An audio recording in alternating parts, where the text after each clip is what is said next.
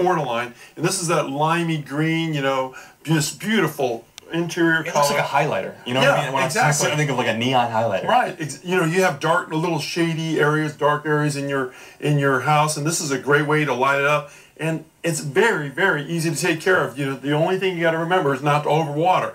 If you're compulsive overwater, you know, maybe undersize, make the container small. Not this small, but you know, that way it doesn't have a reservoir for the water to grow in. Some of the signs if you're overwatering, we'll just talk about quick because everybody asked me about this. Is when the tips start turning brown like that, that's a definitely sign of overwatering.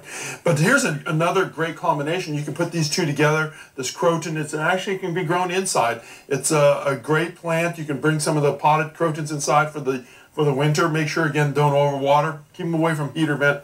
We also Phalaenopsis orchid, which is a moth orchid. Just look at that combination of the two together. You know, you can put it in a large container. They like it both dry, so you can do these two together. But just a great combination.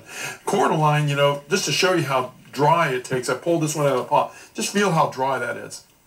It's just not. It's not even wilting. So you know, keep the moisture very, very low. So I mean, what, once a week or? Once a week until you put your hand in there and you feel no water. Then it's time to water. This is cool. This is my second favorite. An absolute beautiful fern. Let's see if we can show it. This is okay. You got green and yellows on top, and then you go underneath, and all of a sudden you got all these vibrant reds. I mean, this is really neat. Just an unbelievable fern, and you can actually these can grow outside and indoors. You know, it's a beautiful plant.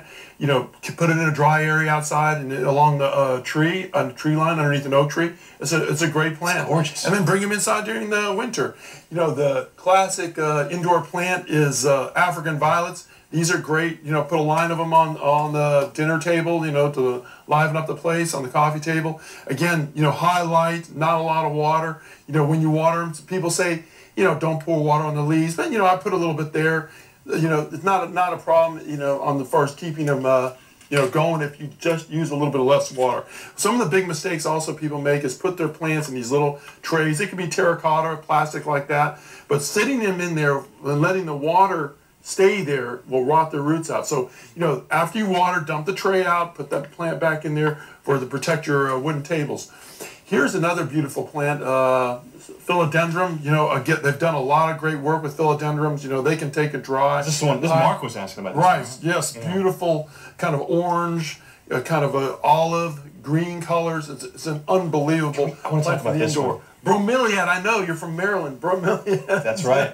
Are cool, tropical. But this is another great Christmas plant. Orange, red. You can get all these great plants at Ace Hardware. They have a great selection just for the holidays. This is so cool. This is my third favorite here on the table. I mean, they have just a huge amount of color for bromeliads. Then the classic indoor plant is ivy.